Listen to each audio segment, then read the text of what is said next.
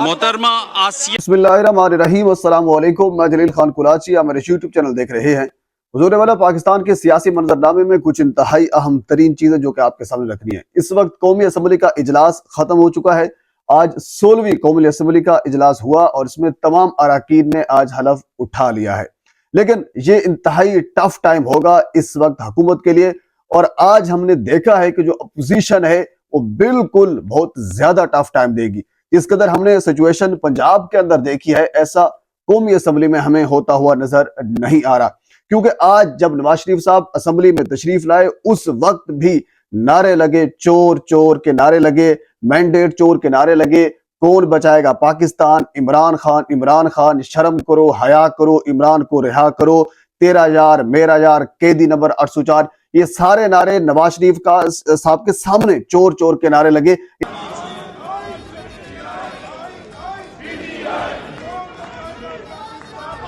Opposition इस वक्त तगड़ी है और टफ टाइम देने के लिए तैयार है। और इसके साथ आज आसफा भुट्टो ज़रदारी साहबा वहां पे मौजूद थी और उन्होंने एक नारा लगाया, एक जरदारी सब पे भारी। और इसी तरह फिर मुस्लिम लीग नून वाले अपने नारे वहां पे लगाते रहे।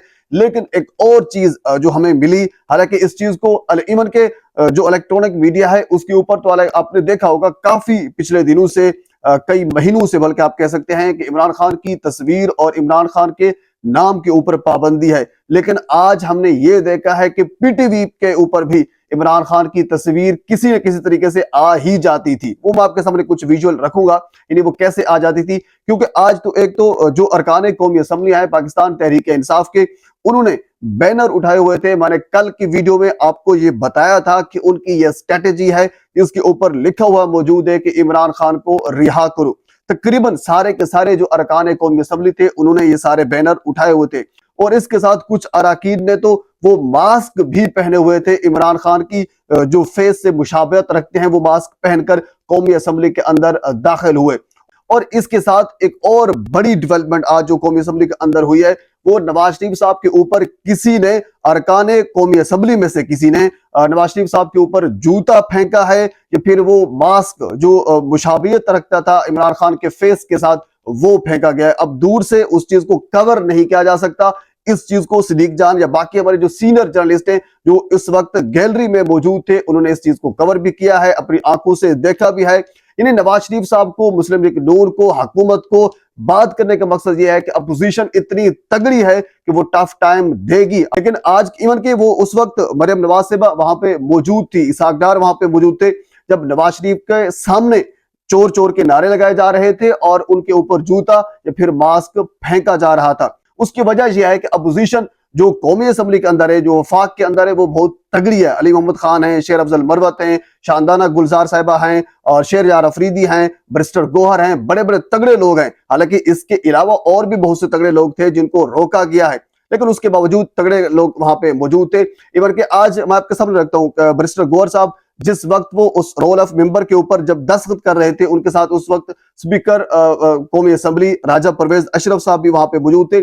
उस वक्त भी उन्होंने वो एक लहराया इमरान खान की तस्वीर वाला पोस्टर, जिसके ऊपर यह लिखा हुआ था कि इमरान खान को रिहा करो। और इसके बाद फिर NA 149 से मुंतखब होने वाले पाकिस्तान तहरीक इंसाफ के जो MNA है आमिर डोगर, उन्होंने उस जगह के ऊपर, उस डायस के ऊपर जाकर इमरान खान के हवाले से नारे लगाए। और इसी तरह तकरीबन हर एक मेंबर जो भी उस रोल ऑफ मेंबर के ऊपर जाता दस्तखत करने के लिए, दस्तखत करने से पहले या फिर दस्तखत करने के बाद एक ना एक नारा जरूर लगाता। यानी बेशुमार नारे, तगड़ी अपोजिशन जिसको आप कह सकते हैं, बिल्कुल तगड़ी अपोजिशन मिली है। और शेख रशीद साहब का मुझे एक जुमला याद आ रहा है, वो ये कहते थे कि जब भी कोई नई दुल्हन आती है तो उसके पहले दिन से जो उसके चाल चलन होते हैं उससे पता चल जाता है कि ये घर बसा पाएगी या फिर नहीं बसा पाएगी। तो बहरहाल आज की कौमी असम्बली से हमें वाज़े तौर पर यह समझ तो आ गई है कि इसको चलाना हुकूमत के लिए इंतहाई मुश्किल होगा।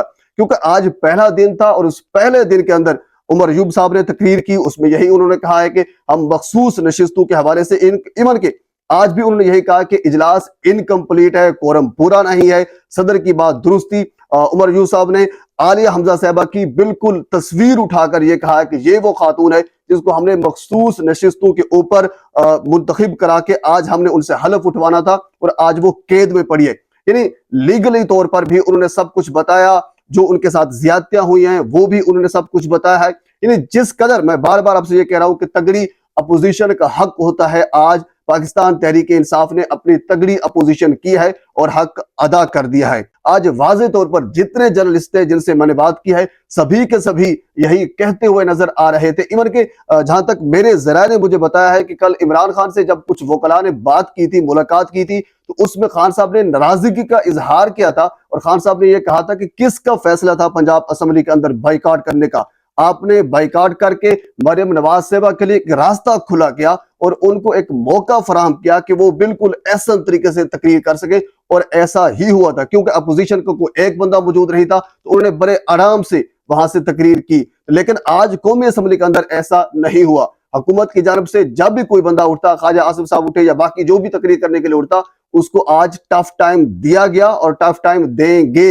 इवन के मैंने कल आपको बताया था कि शेर अफजल मरवा साहब ने यह कहा है कि अगर हमें रोका गया तो हम कौमी असेंबली के अंदर फलांग कर हम अंदर जाएंगे और आज हम हलफ उठाएंगे। हालांकि कुछ जराए सुबह मुझे बता रहे थे कि कोशिश की गई कि किसी न किसी तरीके से इनको थोड़ा सा डराया जाए, धमकाया जाए, रोका जाए, रोकने की कोशिश की गई, लेकिन पाकिस्तान तहरीक इंसाफ की स्ट्रैटेजी बड़ी तगड़ी थी और उस स्ट्रैटेजी को मद्देनजर रखते हुए आज तकरीबन जो सारे के सारे अराकीन कौमी असेंबली हैं उन्होंने हलफ उठा लिया है। स्पीकर कौमी असेंबली राजा परवेज अशरफ साहब ने हलफ लिया है और जुम्मे तक, 1 मार्च जुम्मे तक जो इजलास है सुबह 10 बजे तक मुलतवी भी कर दिया गया। अब अगला प्रोसेस स्पीकर और डिप्टी स्पीकर के मुंतखब होने का है और उसके बाद फिर 4 तारीख को वजीर आजम का इंतखाब होगा।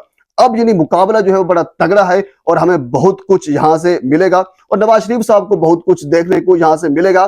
पता उनको चलेगा कि आपने किस कदर मैंडेट चोरी किया है और किस कदर आप अपनी सीट पर आकर बैठे हैं। इस तरह आसान तरीके से अपोजिशन उनको नहीं बैठने देगी।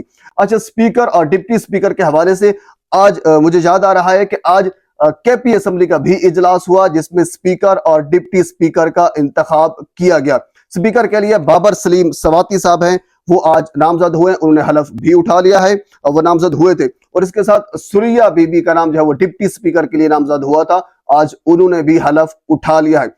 अब इसके बाद अगला जो प्रोसेस है, अगला जो मरहला है वो इंतहाई अहम है।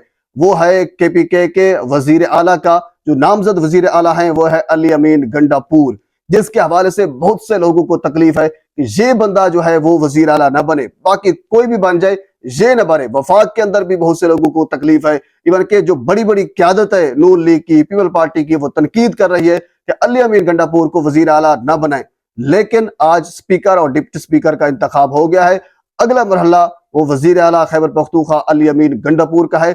अब अगर आगे से जिस तरह वफाक के अंदर मैदान सज रहा है और सजेगा, और इसी तरह खैबर पख्तूनख्वा असेंबली के अंदर भी बहुत कुछ हमें देखने को मिलेगा। पाकिस्तान के सियासी मंजरनामे में और बहुत सी चीजें हैं, अगली वीडियो में आपके साथ मैं जरूर शेयर करूंगा।